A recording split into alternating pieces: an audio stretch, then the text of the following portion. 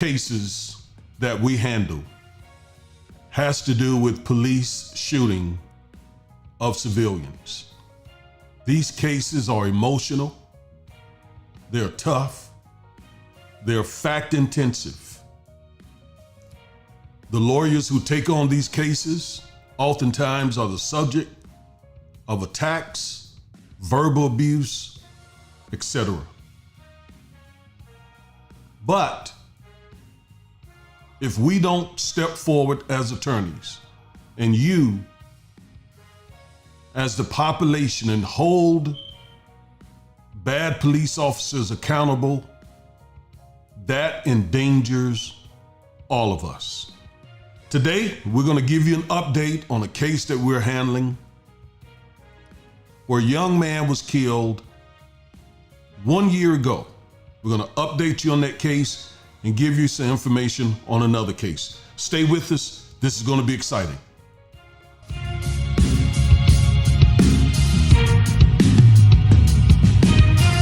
That Corbin and Corbin legal team fighting for the rights of the people. That father-daughter team investing in the youth when the system ain't treating them equal. Providing truth for our people, we able to reach them. So anytime you get accused for a crime and Lord knows you ain't do it, we here to get you through it. Exemplifying prudence and glorifying God, making sure you're compensated for other people's doings. Our vision is to be one of the best. We're small enough to focus on your matter throughout the neighborhoods of Dallas. Working constantly and making sure your rights are protected. A firm team of lawyers, aggressive, effective. A team that has your back in the courtroom. Two well-spoken black lawyers in the courtroom. Investing time and resources when it's evident that you were treated wrong. Now you walking out of Dallas courtroom with a settlement.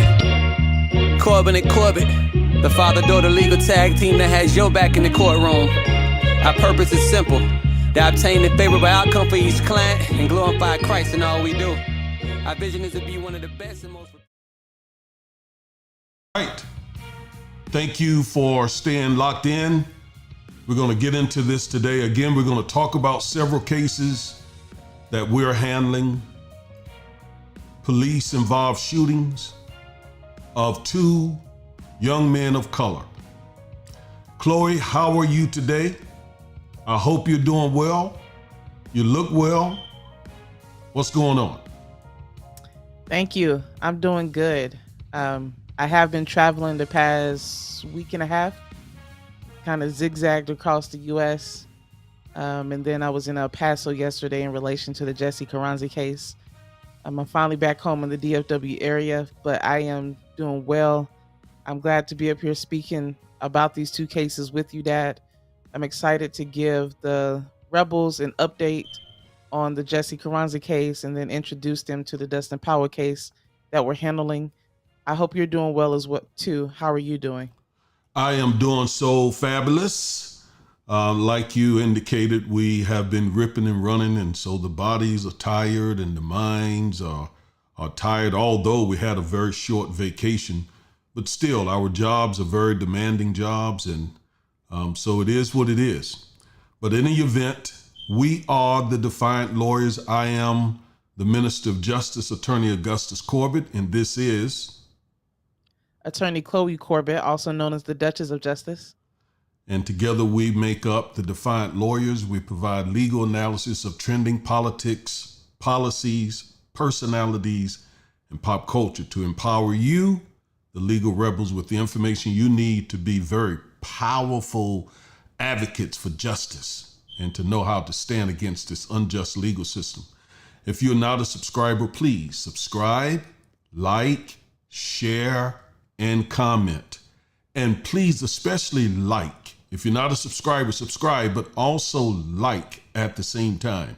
That helps us try to work our way into Google's algorithm. Okay, so please like it. If you like it, Google algorithm says, oh, people like this, so let's show this to more people. So please like it as you come in. Now, the content today is emotional. Again, it's tough. These police shooting cases, and very emotional. I mean, not only do you have grieving families, you also have, the public who often gets involved and oftentimes end up protesting, sometimes for the family, sometimes against the family. They are tough cases, they're emotional cases, but we don't back away, Chloe, from standing up for justice when we believe justice is due. No, we don't. We go towards it, and we embrace the toughness. It's tough not only for the families of the victims, but as you said in the intro, for the representatives as well, because we are having to make sure that we comfort the family, counsel the family, provide legal representation for the family, and then the court of public opinion can sway either way, for the family and against the family, for us and against us. So these cases are tough. They're a lot broader than other types of cases that we handle. People don't realize that we are practicing lawyers. We're not just activists. So we're in and out of the courtrooms every day, and that's where we like to focus. We like to keep our head in the books. But with these type of cases, we have to be out and be proud to stand up for the victims of these police shootings. And it can come with the cost, but it's something that we embrace and that we look forward to, fighting for justice for our clients and for these families. It's important what you said, that we're attorneys and not activists, because we have to follow the facts. We have to deliberately, judiciously go where the facts lead us. Our emotions cannot be the guide. We have to be objective. We have to look at things the way they are, not the way we hope they are. So while everyone else is out, perhaps in the streets protesting, etc., like you said, our heads have to be in the books. We have to be looking at what the evidence gives us and brings us in these cases, so that we can, if necessary, present cases to a jury who are going to hear the evidence after the lawyers, fight and fuss about evidence rules and other types of rules and procedures. So we have to be prepared for that, and just cannot get out there and be mere advocates. We are attorneys. Now, I heard Ben Crump say something, Chloe, that I think is so important with these cases, and that is, if you can win in the court of public opinion, then you stand a chance of winning in the court of law. Now that's the reason why we have to take these cases oftentimes to the public via social media, via main media, because, there's this just built-in trust for law enforcement. If law enforcement says it, it must be true. And that's the way the public thinks. So we have to oftentimes educate the public on what they're seeing, so that, snap decisions are not made. And before we even get to court, the case is dead. So it's not that we're necessarily looking for trying to sensationalize a case, but we have to show the public, what the facts are about these cases. Yeah, in the court of law, it should be beholden to the public, because a lot of the players involved in the court of law are elected officials. Judges are elected officials, unless they are appointed in certain circumstances. Here in Texas, municipal judges, they're not elected. They are appointed by the municipalities who employs them. But for the most part, district judges and federal and higher level state judges are appointed. The district attorneys here in Texas are appointed officials. They're elected officials. Excellent And point. they are beholden to the communities that they work out of. Excellent. So if we can present this information to the public and explain to the public what is going on, a lot of times by swaying the public, it puts pressure on these officials, on the district attorneys, on the judges to do what is right and to act in the way of justice for our cases. So, like you said, Dad, it is not about us, trying to be in the media, trying to how do you say that word? Sensationalize the case, but to make sure that the public puts pressure I wasn't going on to help you out of that. I was just going to let you. There are certain words I have trouble with, but I got it. Sensationalize the case, but it's to put pressure on the officials so that we can get the proper justice for our clients. That is the purpose of going into the court of public opinion first, and a lot of times with these type of cases specifically.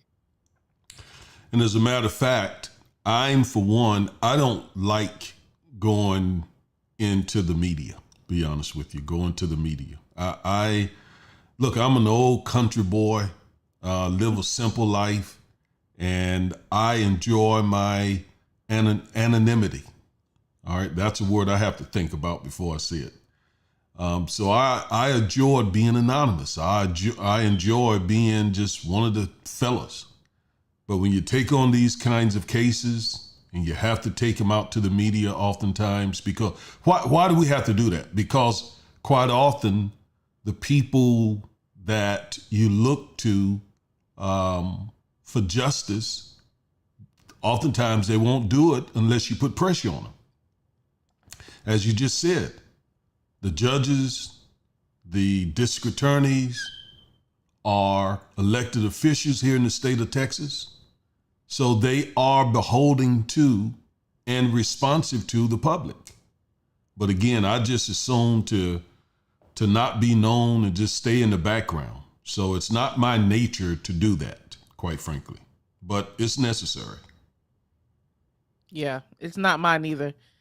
I'd rather be anonymous as well, but we recognize how important it is by being in this space, by really advocating for our families, and they rely on us to be their voice in the court of public opinion.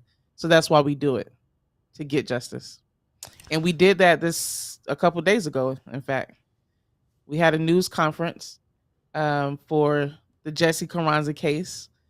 We had planned to go to El Paso, Texas, which we did, and to bring light that Jessie Carranza would have been 23 years old on July 21st. He would have been 23 if his life was not snatched away from him, and to shed light on the fact that we had not had transparent investigation or transparent information from the Texas Department of Public Safety, in the El Paso County District Attorney's Office. So we held a press conference, and we want to go through a little bit of it with our viewers, people who may not have seen it live when we did it, and kind of break down that case and the purpose of that press conference. All right. So we have up the picture of Jessie Carranza, and before we move on, I want to make sure folks see that Jessie is or was this young man, 22, Chloe. He was 21. He would have been 22 a week after his death. That's right. In fact, his birthday was 2 days ago on the 21st. And would have been 23. Pardon me? He would have been 23 on his birthday. 23, not 22. Yeah, he died a week before his 22nd birthday last year. Oh, okay. All right, thank you. So, I want people to see that this was a young, handsome, strong, strapping young man when he got killed. I mean, he's not just a number, not just a victim. He is a human being. And oftentimes, people are killed and they're forgotten. But I tell you what, his mother, his grandmother, his siblings, his family, they haven't forgotten him, because they live with the loss of him every single day, every day. So we don't want to forget Jessie in this matter. And the other young man that we're going to reintroduce you all to, Dustin Powell. We don't want you to forget them and their families. They are more than just cases. They are more than just victims, potential victims. We haven't come to any, final determination as to whether or not their killing was justified or not, but their life was lost. That's the point. And I don't want us to forget them. I don't want us to forget them. All right, so we're going to play portions of a press conference that we did. I believe it was on Thursday, Chloe, is that right? That's right. Yep. All right. So here is a portion of that press conference. Everyone, I'm attorney Chloe Corbett. Along with me, I have attorney Augustus Corbett.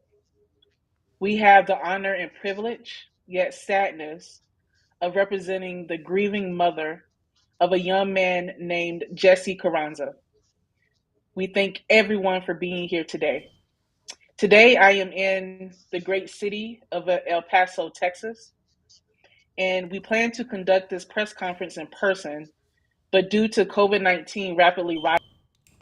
I want you all to see that the other person here is the mother of Jessie Carranza. Her name is Jessica Vargas, and she is the person that we represent. So that's who you're looking at. You're looking at a grieving mother, a heartbroken mother who lost her 21-year-old son that day.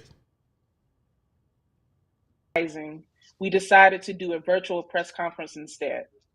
So I want to welcome everyone into this press conference to hear us discuss the shooting death of Jessie Carranza by a DPS state trooper. I'm going to wait a few more moments to allow everyone to come in before we get started with this press conference.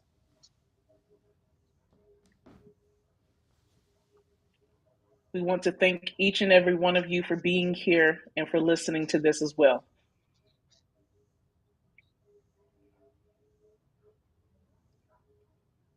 So with that, on July 13th, 2021, just after 2 p.m. in the afternoon, 21-year-old Jessie Carranza was shot and killed by a Texas state trooper at the Murphy Express gas station at 13,000 Eastlake Boulevard in Horizon City, Texas. While most watching this press conference was going through their day on July 13th, 2021, whether you were at the store, pumping gas, spending time with your family, Jessie was laying on the scorching ground of a gas station parking lot, fighting for his life. It appears from video that we have obtained that Jessie was unarmed and that Jessie was backing away from the trooper when the trooper fired multiple rounds of bullets into Jessie's torso, shoulder, and head. Jessie was then pronounced dead by a Del Rio hospital physician at 2:56 p.m., less than 1 hour from the initial contact between Jessie and this trooper.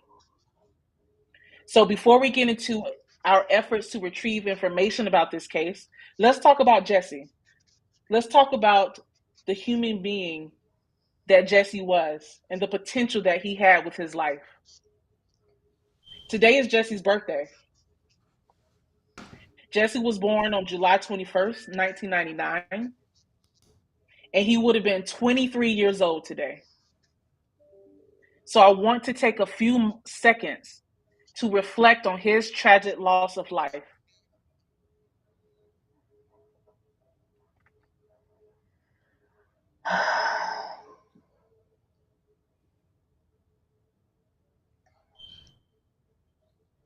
You're going to hear from Jessica Vargas, Jesse's mother, and you're going to hear how Jesse was a quiet, loving, funny young man who had his entire life in front of him.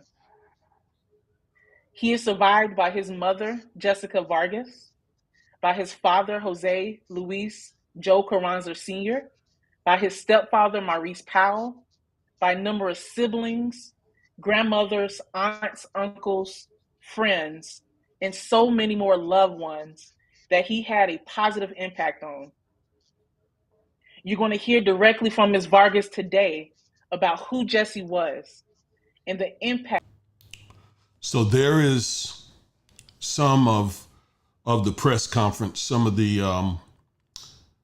initial statement that Chloe gave at the press conference.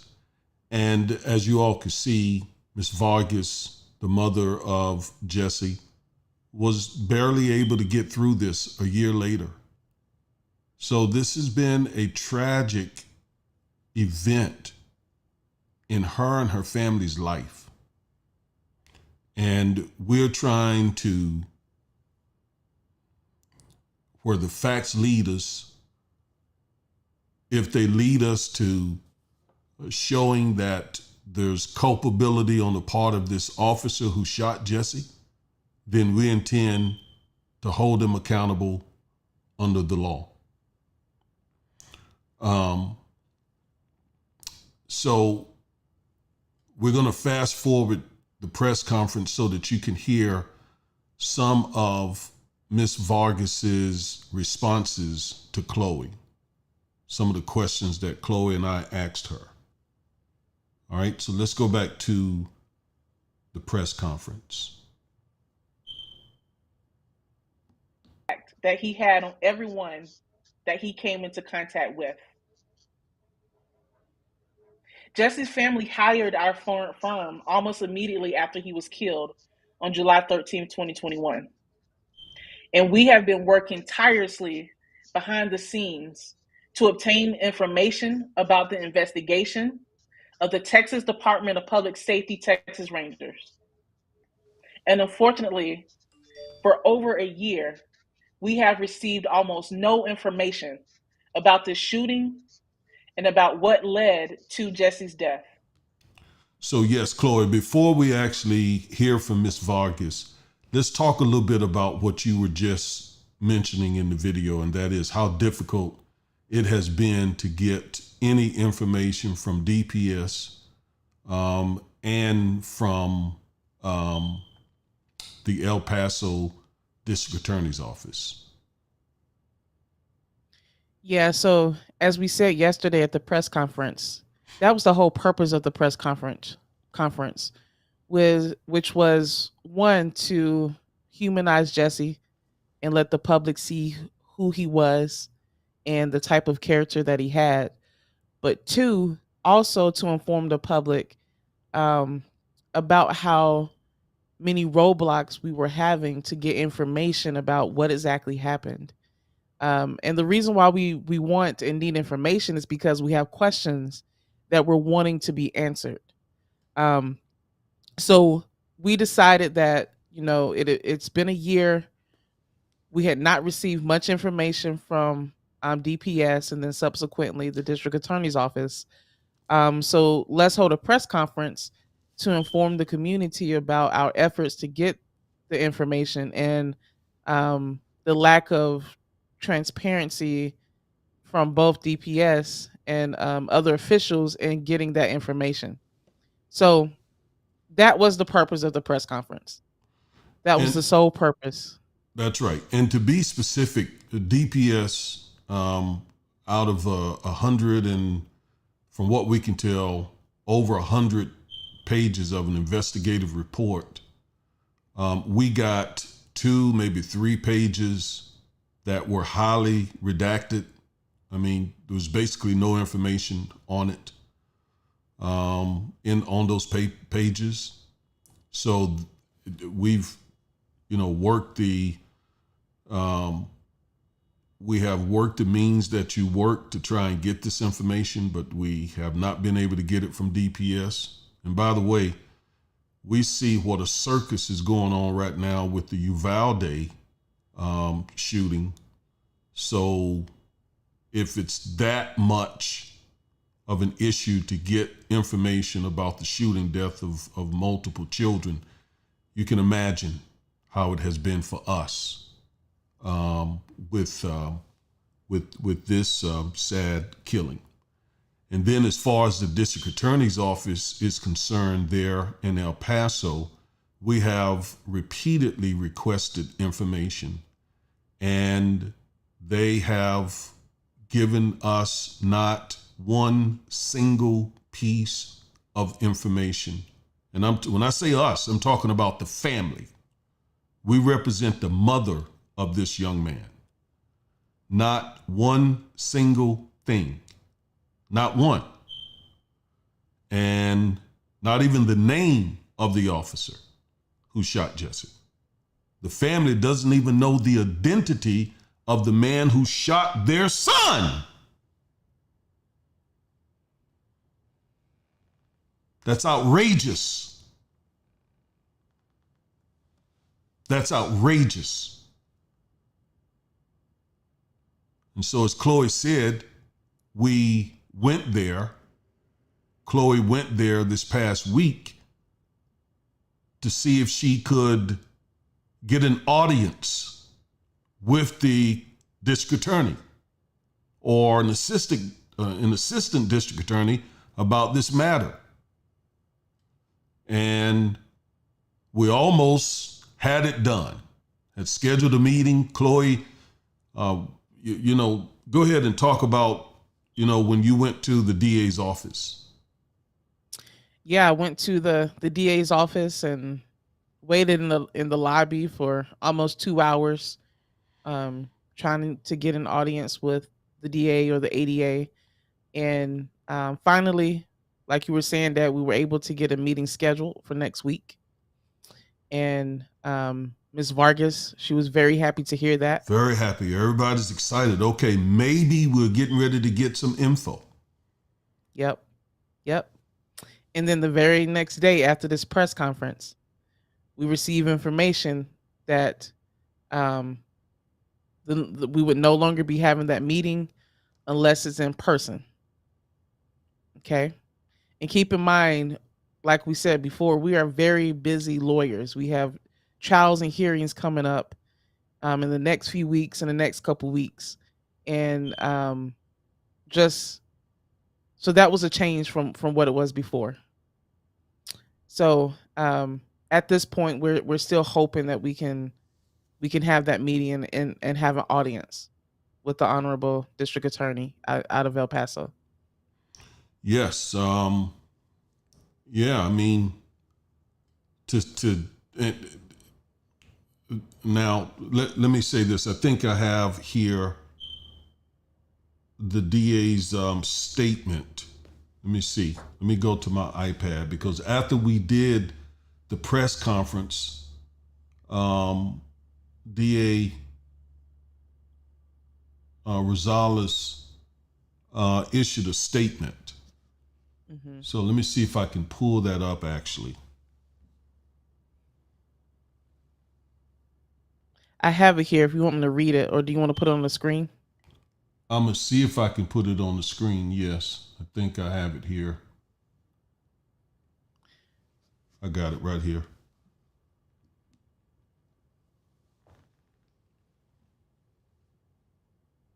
All right. So, following our press conference, the district attorney or her office issued this statement. Well, that's his mother. Let me go down. Here we go. The district attorney's office takes law enforcement involved shooting very seriously and wants to ensure that these cases are thoroughly investigated. This case is still pending further investigation, and no comments can be made on an open investigation. The DA's office had agreed to schedule a meeting with Ms. Corbett So it is unclear why she says the office has been uncooperative. So let's make it clear why we're saying the office has been uncooperative if you've missed it.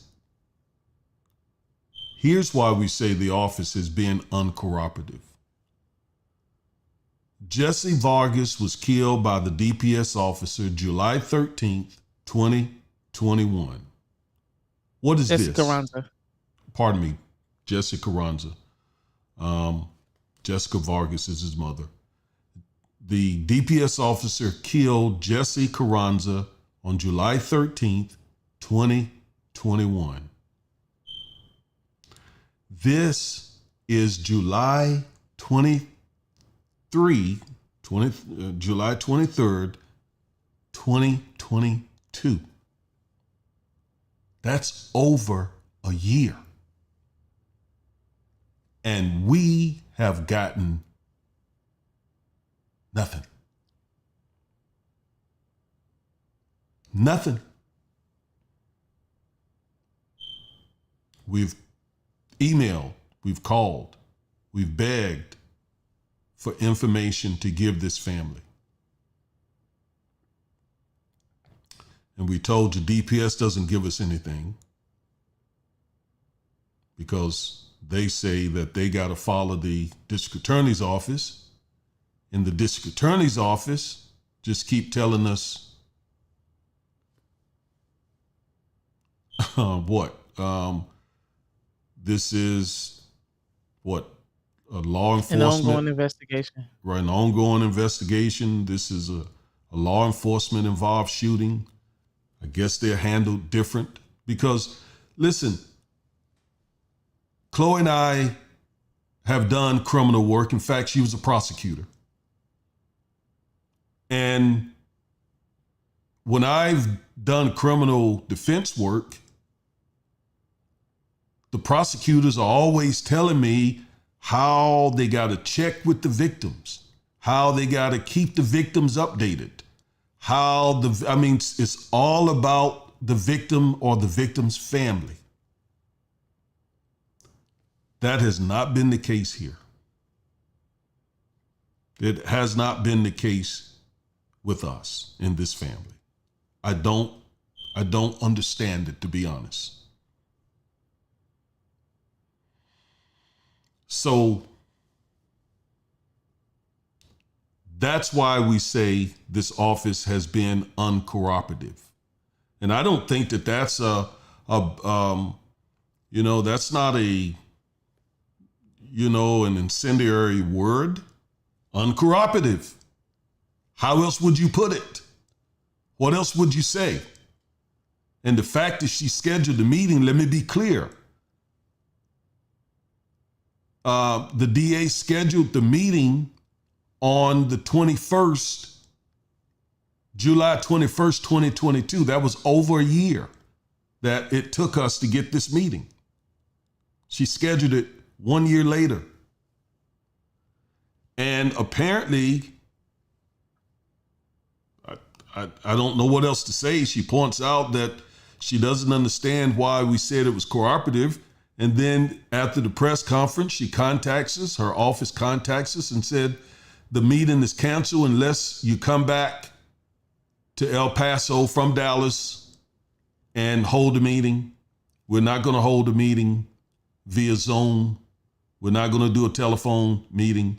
You got to come back in person. Now, coming back in person is no big deal. We'll come back. But as Chloe just said, we have a schedule with hearings, with trials that are coming up. And it's just difficult to say, okay, we're coming right back next week, especially when Chloe spent 3 days in El Paso this past week, several hours at the DA's office pleading for a meeting with someone. Why someone just didn't meet with her then?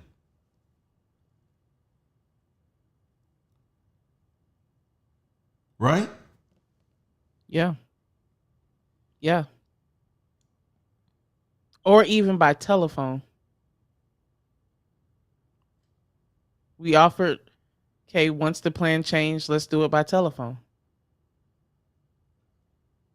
We could not make that work either.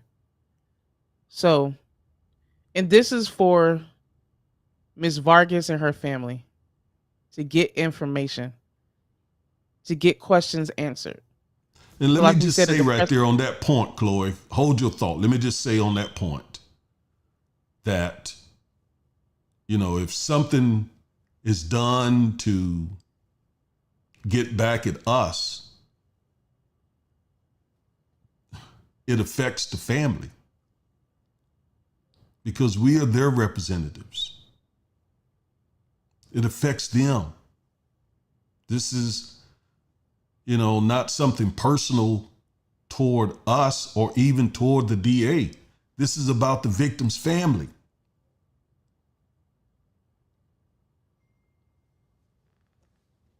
yeah, I'm sorry for interrupting you. Go ahead. you took the words out of my mouth. It's all about Ms. Vargas and the family. And I'm trying to get them some information. So like we said at the press conference, potentially the family can start the process of furthering their grief. I almost said completing their grief, but I don't think their grief will ever be complete, but start the process of furthering their grief and moving it to a different type. And I also want to add, we let the DA's office know that I would be in town as well. Prior So, to coming. yeah. hmm So we're hoping that we can get the meeting reset, rescheduled, so that potentially we can get some, Ms. Vargas can get some answers. And we're also hoping that the DA present this case to a grand jury very soon. It's been over a year. Yeah. It's we know that COVID has been affecting the court system. Sometimes we have to explain that to our clients as well. So we understand that, and we have quietly tried to get this information. We've not gone to the media until now. And we're not trying to disparage the DA in her office. We thought we were on the same team. I mean, we represent Jessie Carranza's family. So we don't want to do anything to impede, to interrupt their investigation, their potential prosecution, or whatever they end up doing. So that's not what we're doing. We, again, are representatives of this family. And to date, we don't have any information. And when we were hoping in a couple of days with the meeting that we had scheduled with the DA that we would be able to get some information, she canceled the meeting after mentioning that we called her office uncooperative. What else would anyone say? After a year, we haven't gotten any information about this matter from the DA. Yeah. So that's where we're at with the case. But again, we want the focus again to be on Jessie, who Jessie was. Do we have a part of the press conference where Ms. Vargas is talking about Jessie?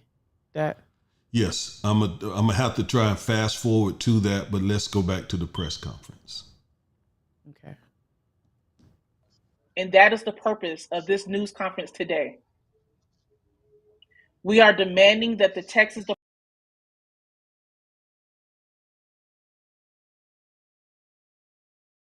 basketball leisurely.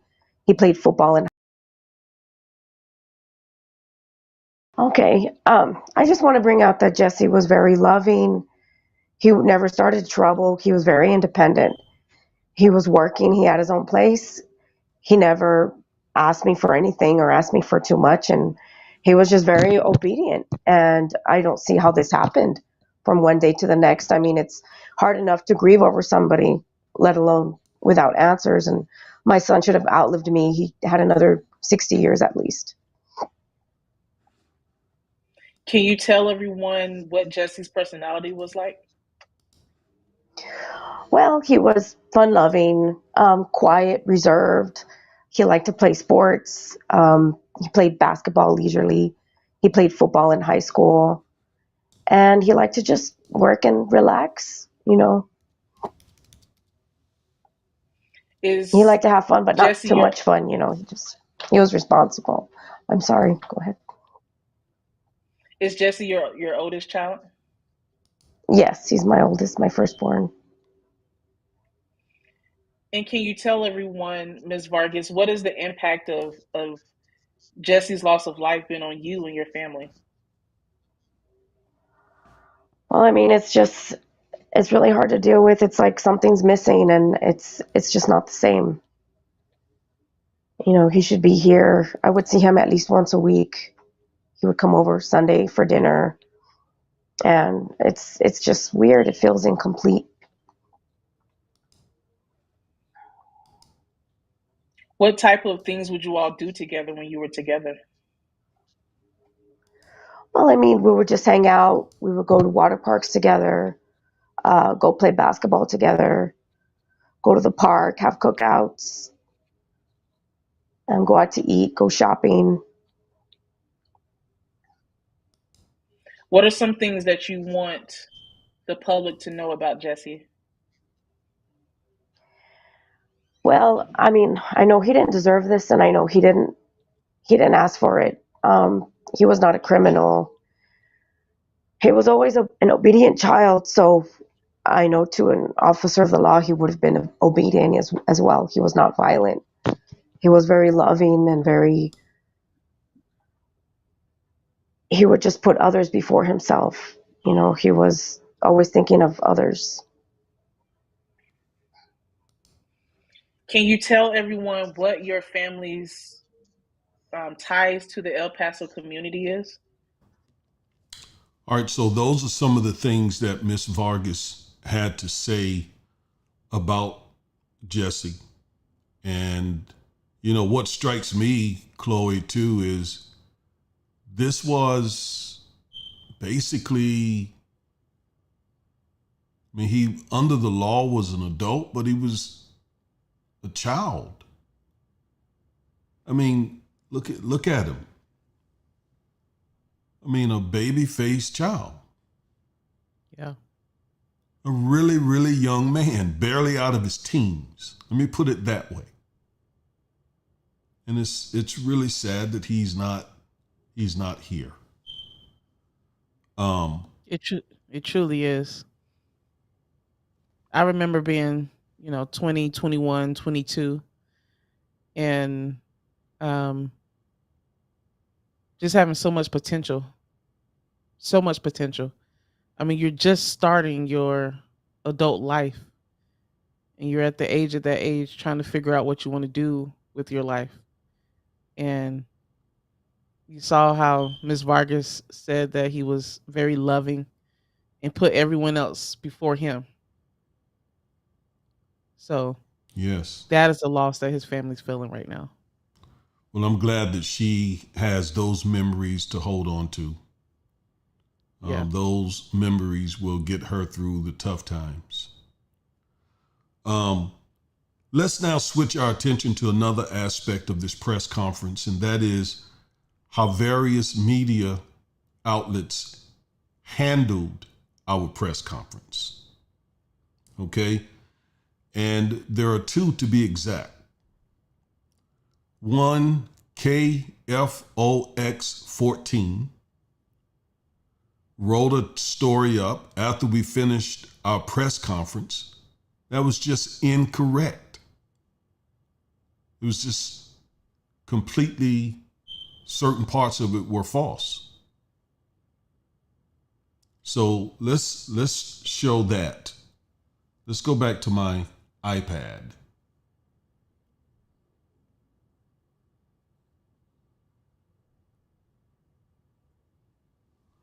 All right.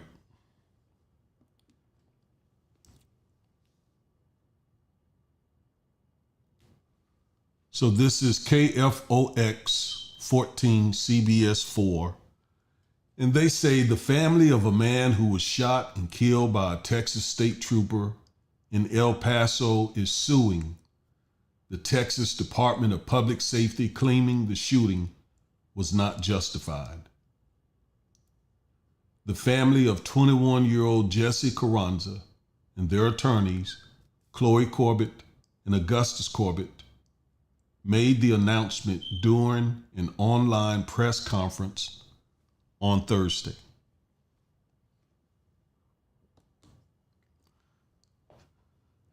That's false. We have not sued DPS or the officer. We have not made any final determinations because we're still gathering facts. So I don't know where this reporter got that information. And if you look up, go to the court's website, you can see that there is no lawsuit. And I'm not saying we won't file a lawsuit. That's not what I'm saying. But where the reporter got the information that we sued, she didn't get it from our press conference. Let me put it that way. Go ahead. Yeah. Yeah, we haven't sued DPS, and we never said in the press conference that we would sue DPS or that we had sued DPS. So just like you said, that information was incorrect and false. And we never mentioned suing anyone in the press conference. We said that Go ahead. I was just going to say, we said multiple times the purpose of the press conference was to demand a transparent investigation. Did we ever even use the word sue, suit, lawsuit at all in the press conference? Not to my knowledge, no. Yeah, I've listened to it several times. I don't recall. So yeah. I don't know where that information came from, but we haven't.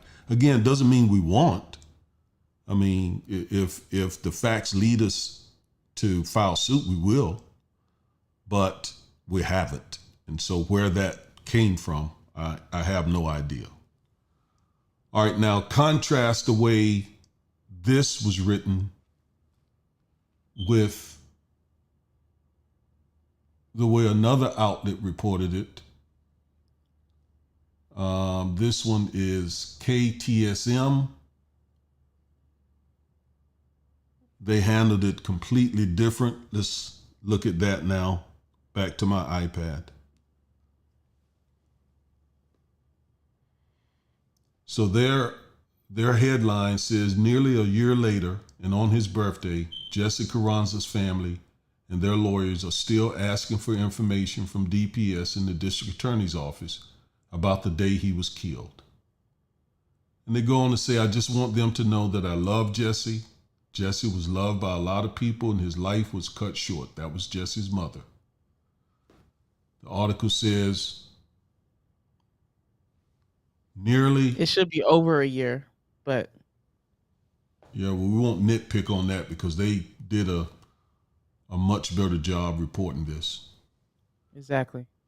Nearly a year after DPS agent shot and killed Jessie Carranza, video surveillance from that day in July has been present or presented by attorneys representing Carranza's mother, Jessica Vargas.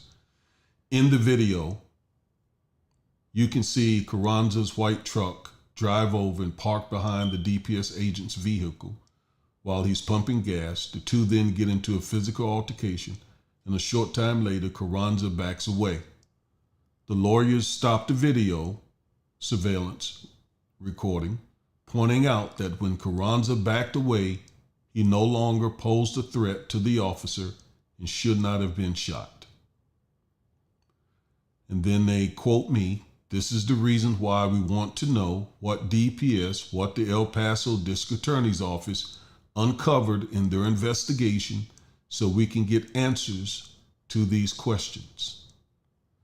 Since the incident," I'm still reading the article, "since the incident, Carranza's mother states that she has not been given any updates despite repeatedly asking about the case and just wants answers about why her son was killed. According to her lawyers, that is the main focus of their argument." And then they quote you, "We're asking you all to provide open and transparent information to us so this family and this grieving mother could perhaps get closure or at least find out what happened to her son. So we're calling on that today." Two different media outlets who watched the press conference. One came out of it saying, "We announced that we sued." The other one, on the other hand, got it exactly right. "We are requesting information so that we can get some answers to this family and see what, if any, steps are next." Yep. The contrast is amazing, I must say, between those two news stations. I mean, people make mistakes. Maybe Yeah. she heard something, the first reporter, the Fox reporter, maybe she heard something, or I don't know. I don't know. Yeah. But we didn't say anything about, we didn't say that we had sued anyone. Yeah. So everyone listening to this and who will listen, we hope that you all keep Jesse's name out there. We've coined the phrase "justice for Jessie," and we will keep the public and the community updated about this case and about what happens. So please help us seek justice for Jessie. We have more coming as we continue to seek that justice on his behalf and his mother and family's behalf as well. Yes, and we are being somewhat tight-lipped on this case until we get more information from the DA's office. We want to see what their investigation in DPS's uncovered, revealed. So we're not going into a lot of detail in our comments until we have more information at our disposal, more evidence, etc. So when that happens, we will see what steps are next, and we will come back and keep you all updated. So Chloe, so I guess now we can turn our attention to Dustin Powell. Yes. Mm-hmm. Okay.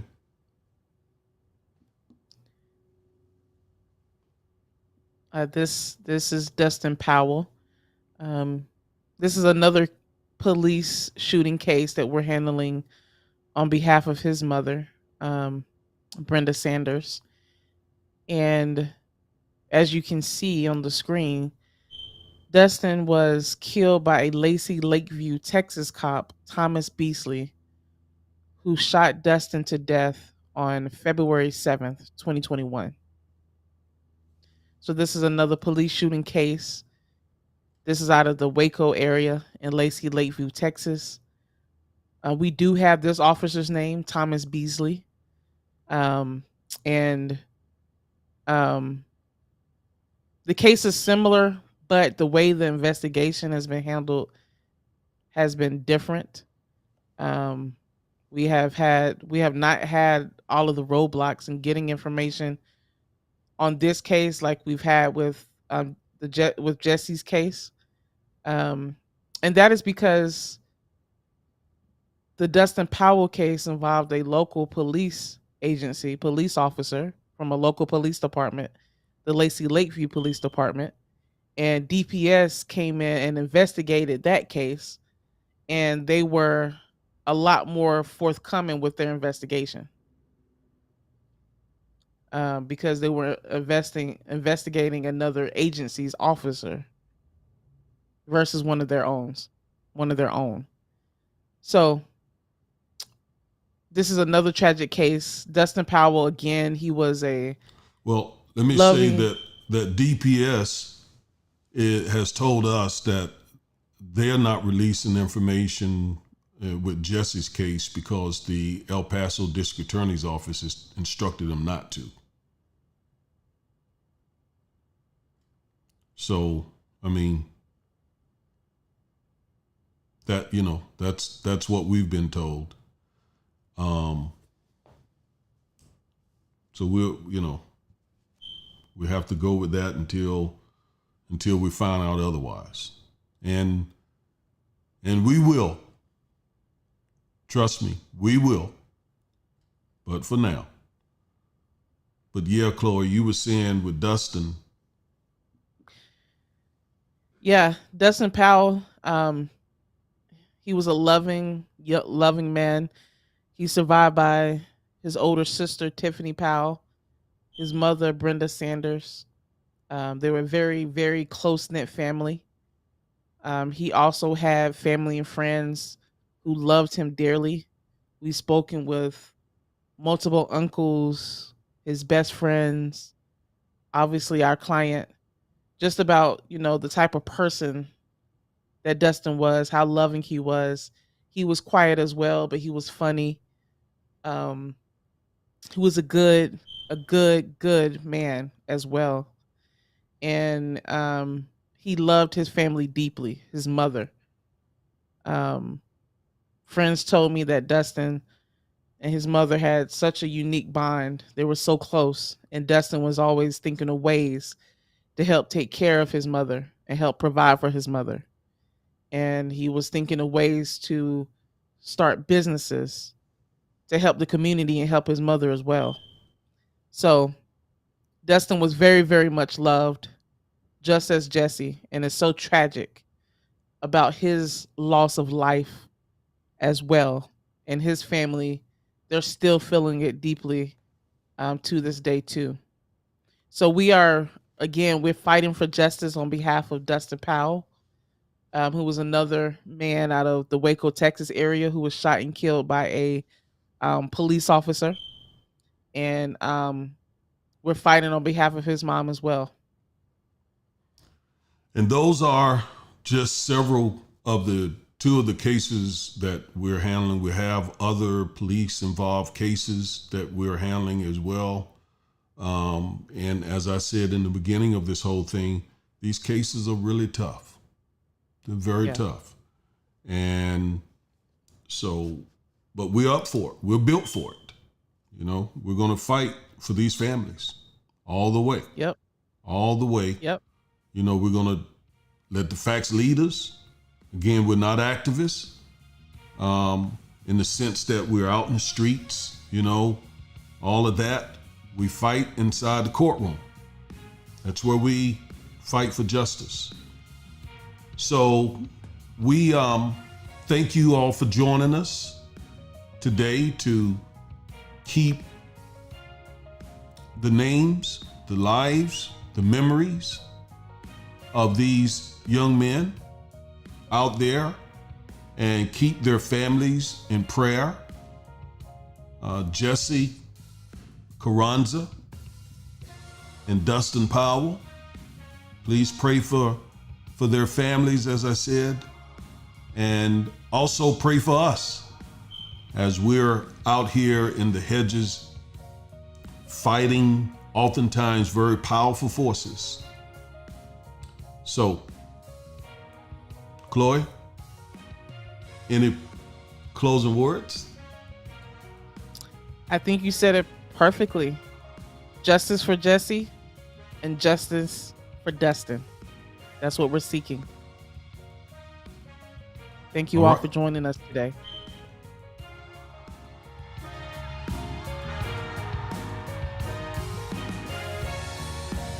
Peace. Bye-bye. Peace.